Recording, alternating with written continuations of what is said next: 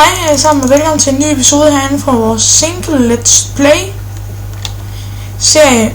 Som I kan se har jeg lavet lidt herinde. Jeg har fået udhulet de her diverse ting herinde. Og det regner lige nu, det gider vi ikke. Hvad?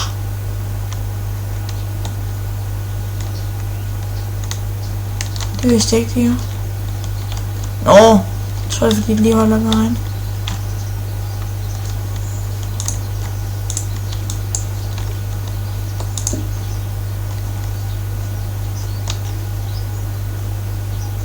Nå, jeg er velkommen til herinde. Jeg har lavet en lille smule udregningsshit herinde. Og jeg prøvede at optage lige her før, inden jeg lige startede den her episode. Men så kom jeg til at gå ind på den her. Så den stoppede med recording. Så jeg er nødt til at starte forfra. Ja. Men vi er ikke kun kommet det her stykke her siden sidst. Jeg optog med jer. Og den her tror jeg kommer ud i dag. Her den 6.4. Anden påskedag. Jeg skal nemlig i skole i morgen. Så jeg vil lige hurtigt lave de der 20 minutter. Og så vil jeg runde det af. Og så går jeg hurtigt ind og redigere, så den kan komme ud i dag. Ja. Det går vi først se den her i morgen. Den 7.4. Lige efter påske tirsdag, så det tror jeg måske nok det bliver sådan. Jo, de fleste af jer kommer til at se sådan. Gud fader bevares, der fandt vi lige noget mere jern. Det kan man aldrig brokse over. Prøv at se. Det kommer jeg til at fortryde senere, men okay. 1, 2, 3, 4, 5, 6. Bum. Så tager vi lige den der. Og den sprang i luften igen.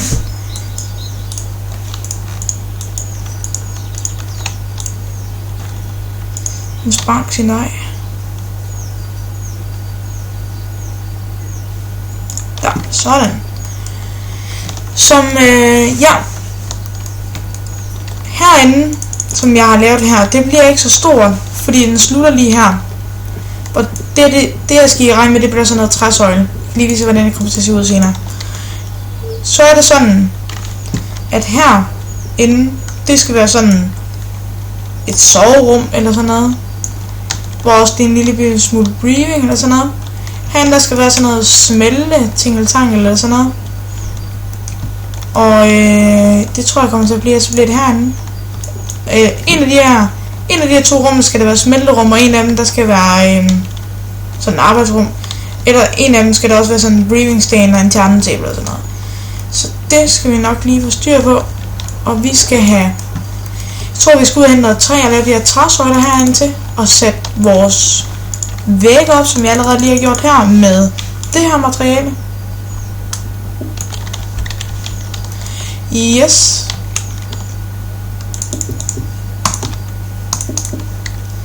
Ja, sådan skulle det vist være, ja. Ja. Lige prøv at se, hvornår det holder op med at regne. Burde det snart gerne gøre. Lige hvor det går op.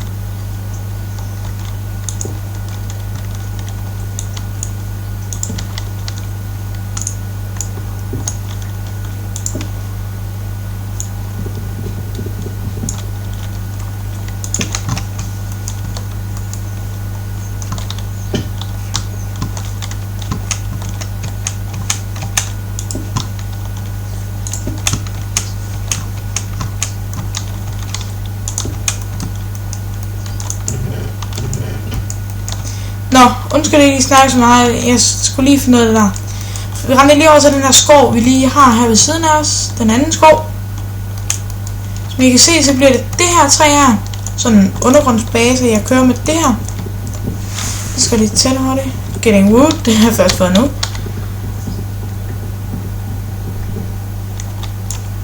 Lige hurtigt sådan.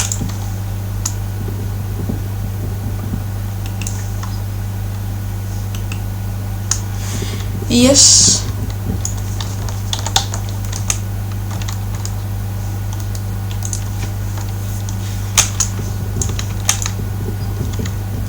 Lige få lidt træ der, det skal være der, hvor der er pumpkins og noget, eller græskar, som det hedder på dansk. Det kan godt være, ikke alle har deres Minecraft på engelsk, som jeg har. Men det er jo op til dem, der spiller, der vil have det.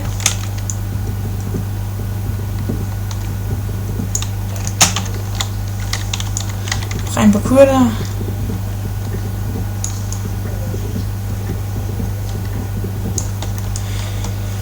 Yes, så lad mig lige se. Også lige den her, der. Jeg tager lige de nemme træer. Jeg gider ikke lige der høje svære træer.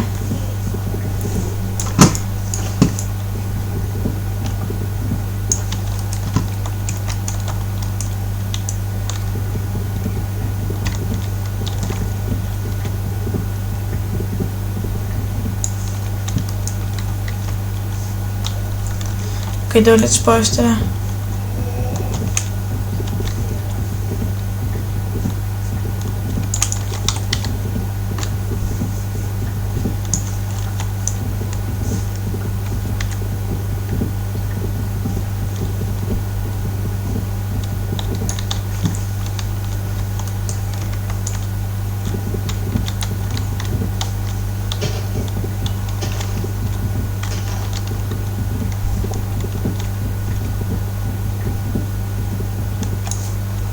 Sådan, så har vi næsten en stack. Nej, undskyld, jeg ikke lige sagde noget lige her, mens jeg lige gør noget. Det var fordi, jeg er ikke ventet mig sådan til, at jeg skal sidde og snakke, når jeg sidder og spiller. Det skal man høre det, når man er i YouTube, men det er jo sådan bedst, man sidder og snakker, så nogen kan sidde og høre på noget, i stedet for at sidde sådan og kigge. Ja. Har vi en stack og 4. Og lige rende tilbage, Roy. Og jeg tror, det var et lyserødt får. Det er meget sjældent dyr. Et får det er ikke meget sjældent, men et lyserødt får, det er meget sjældent. Jeg så engang en YouTuber, jeg ved ikke, måske kender I ham, jeg kan ikke huske hans navn længere. Der, hans computer, den crasher, når han så på et brun får. Og det er helt seriøst. Det gjorde den. Og man sad altid og griner over, at hans computer ikke lige kunne trække det. Det var noget af det fedeste i hele verden. Er han nødt til lige at stoppe den her gang, når han så et brun får på afstand. Så er det første han gjorde, det var at kigge væk fra. Så han, at han sagde sådan, at jeg må undskylde, jeg laver meget, men sådan er min computer bare. Hans computer kunne ikke trække, at der var et brun for i nærheden. Det kunne det ikke. Stakkels computer og stakkels dreng, men sådan er det jo bare. Han lorte computer, så må også tage nogle lorte ting med på. Så lad mig lige se her. Lige gør det her lidt mere specifikt.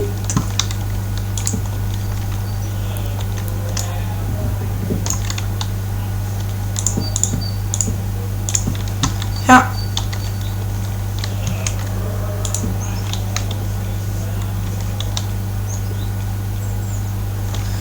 Ja, jeg tror det er sådan, det skal bare være 3x3, at man kan gå ned her og lige åbne kister. Så det behøver jeg ikke rykke rundt på, og det gider jeg bare heller ikke.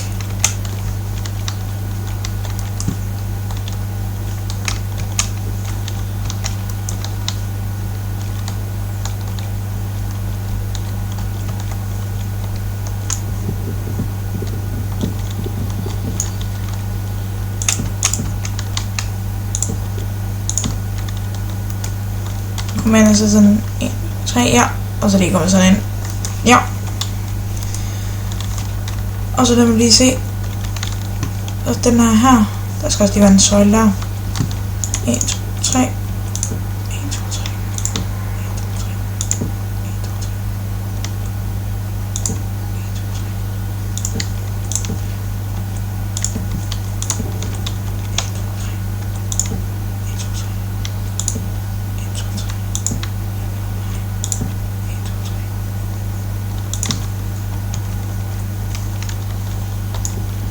1, 2, 3, 1, 2, 3, 1, 2, 3, 1, 2, 3, 1, 2, 3, 1, 1, 2, 3, 1, 2, 3, 1, 2, 3, 1, 2, 3, 1, 2.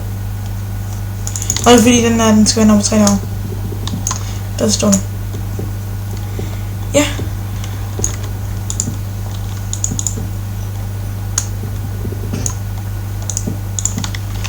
Sådan, og så laver vi lige hurtigt de her søjler. Det bedste lige til det.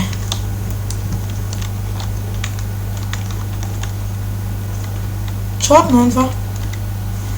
Så godt jeg ikke lige skal gå ud nu. Der kommer sikkert skovbrand lige om lidt. Noget lignende, så det er sikkert helt bare brændt ned, når jeg kommer op. Her, cirka måske næste episode eller sådan noget. Så tror jeg, det er holdt op til den tid. Ellers må vi jo bare arbejde nedenunder. Det er også her, vi skal bo, så det er også bedst, at vi arbejder nedenunder jorden. Jeg skal også lave lidt design til, når man kommer op derop. Ikke sådan specielt mega fed hus, der man kommer op til eller sådan noget. Bare sådan en lille bitte bunkeragtig kommer op til. 1, 2, 3, 1, 2, 3, ja.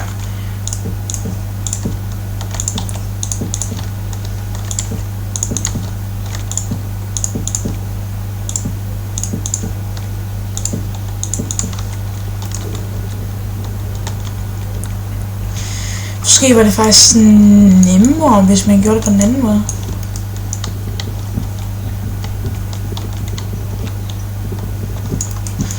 Måske lidt dumt, det gjorde det der med til at starte med.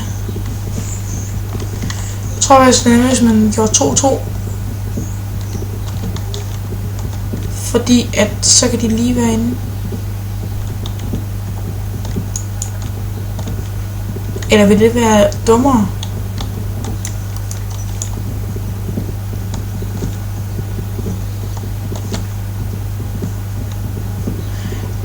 Prøv lige, det er meget flot. Ja.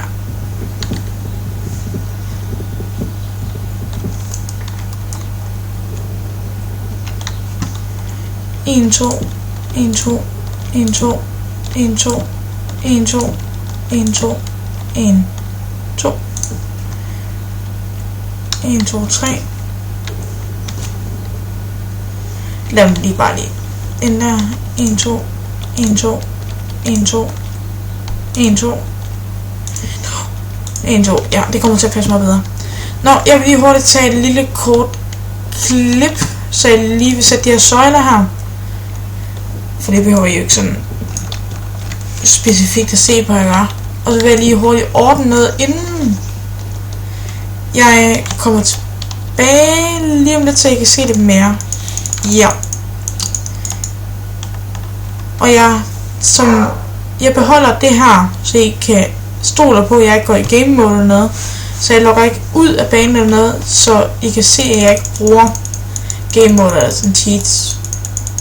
Godt være, at jeg måske troede, at jeg lige too many items, men det har jeg ikke. Det kan man nemlig bare slå det til, så man har slået cheats fra. Kan man i hvert fald godt, har jeg hørt. Så vi ses lige om lidt. Og så er jeg tilbage igen. Ja, det jeg lige skulle tænke over, det var om vi skulle have en etage nedenunder til dyr og sådan noget. Men det tror jeg umiddelbart ikke det hele måske bliver til noget, fordi at, eller jo, det bliver måske til noget, at man kan køre ned videre dernede fra. Ja, og så have dyr dernede. Men skal først indfanget og kommer ned og nedenunder, så tror jeg, vi venter med, indtil vi har fået alt det her på plads først. Så ja. Og det her var det, jeg bestemte, at vi skulle gøre.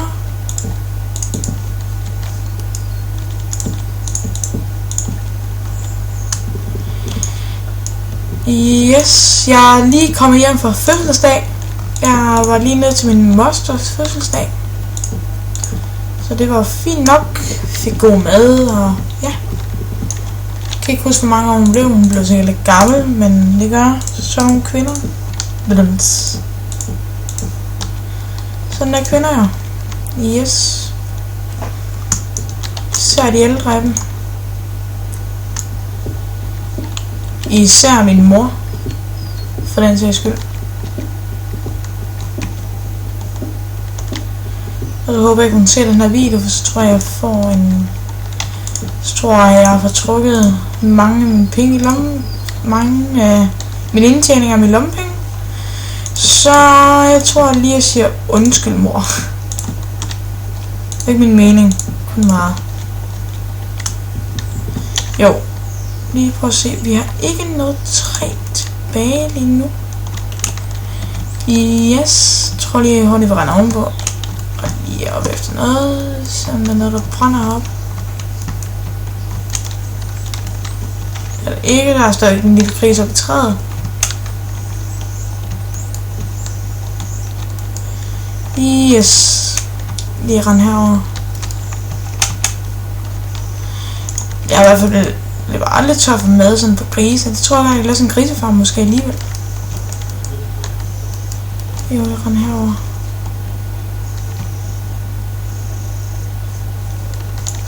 Det var et nemt træ. Yes.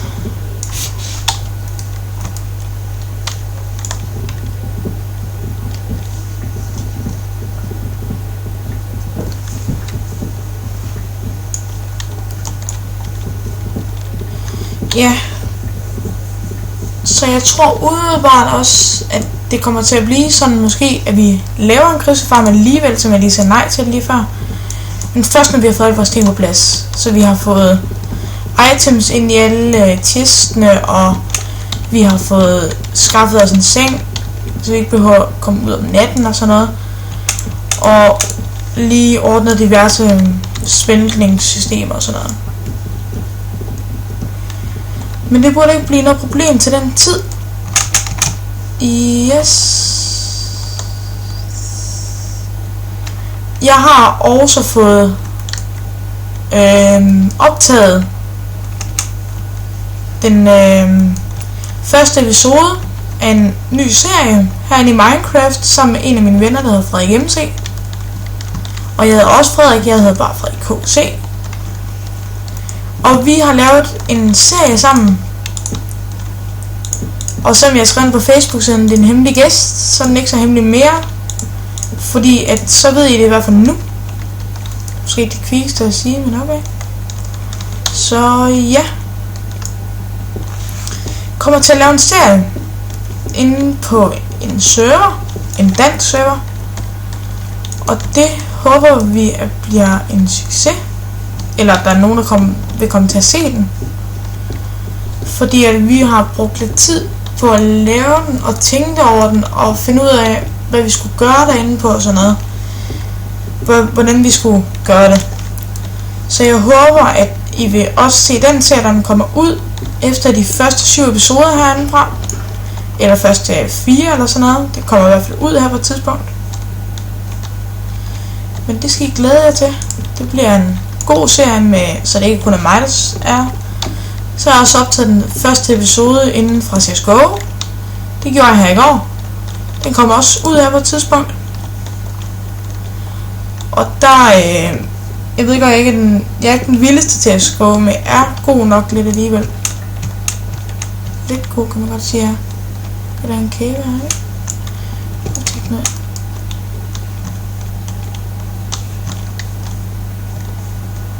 Lige hurtigt sæt der. Og der.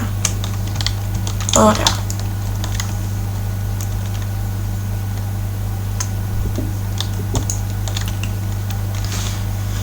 Lige sæt der med det samme, så jeg ikke lige bliver forvirret.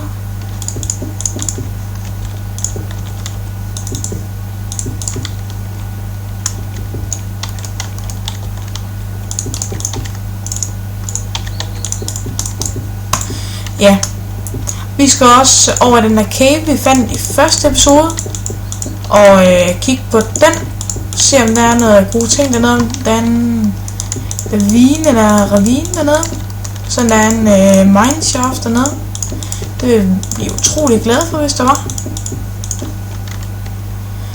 Det kunne vi godt bruge lidt af. At få lidt gode items. I hvert fald.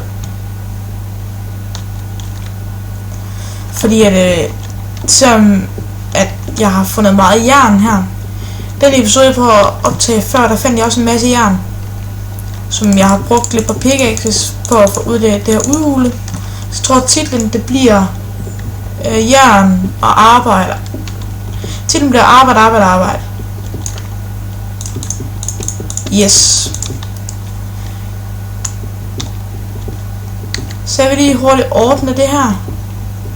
Færdig. Og så vil jeg gå op og runde episoden af. Og så vil jeg lige hurtigt få lavet det der stigesystem heroppe. Et stigesystem heroppe.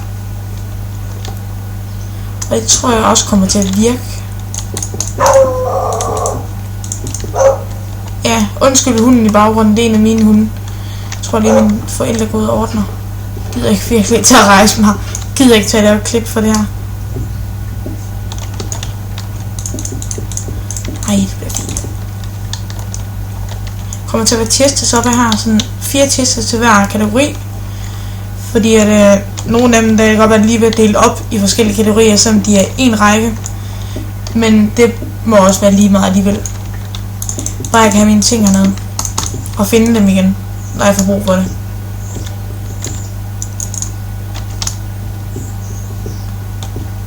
Så jeg vil lige hurtigt lave den der, og så lige gå ovenpå.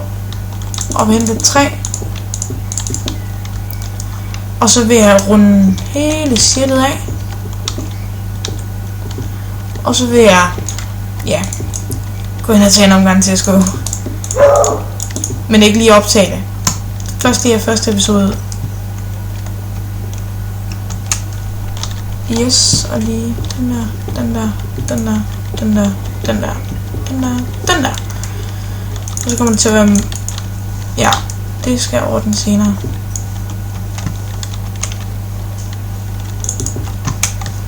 Gå op her.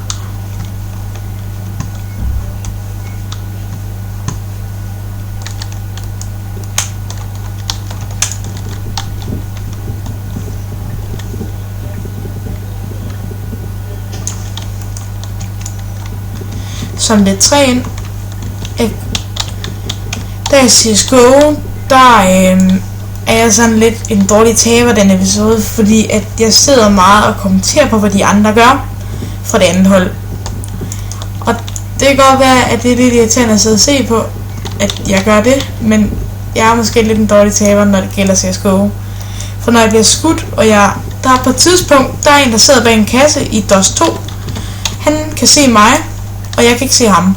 Og sådan noget, det kan jeg blive arg over. Jeg bliver bare ikke så arg der, som jeg har gjort før, når han har gjort det. For jeg når lige at se ham, og så dukker han sig, og tager sin AWP frem. Og det er bare klamt, synes jeg. Men det kan godt være, at jeg synes, at det er bare sådan, det er. Det er det jo også bare. Men der var det lige over min grænse. Det gad jeg ikke. Så det var sådan lidt, ja. Yes, jeg håber lige på, at det var der. Og der er jern der. Det var egentlig et godt sted, jeg løb hen i første episode. Sådan, det var meget kedeligt. Så fandt jeg da et godt sted.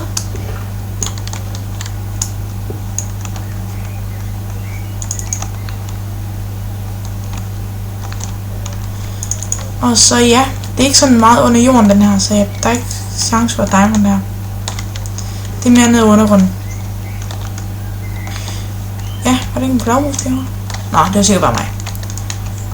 Jeg vil lige hurtigt rende over til basen igen her.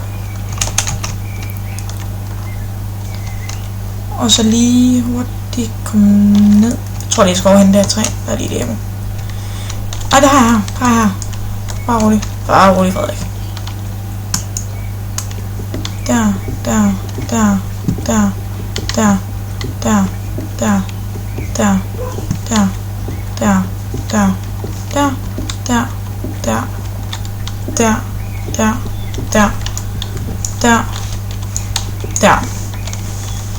Ja. Prøv at se. Der kommer til at være noget bunkersystem design op over her.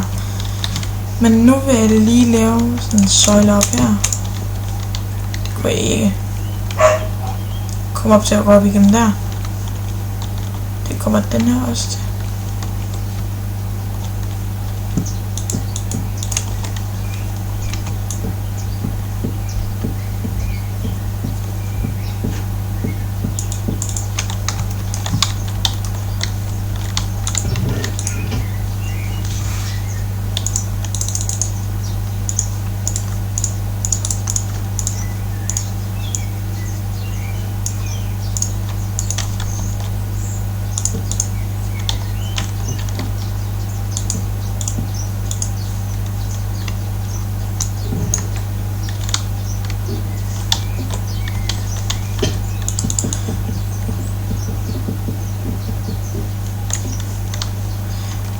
er typisk Minecraft der.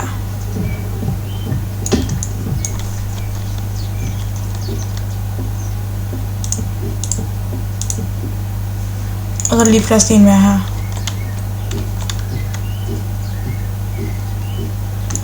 Låner jeg lige hurtigt. Og så render jeg lige hurtigt op.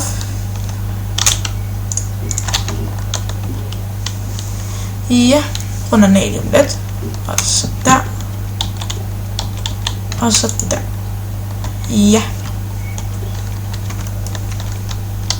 Så kommer til at blive bygget rundt om der. Lige hurtigt dække det der til.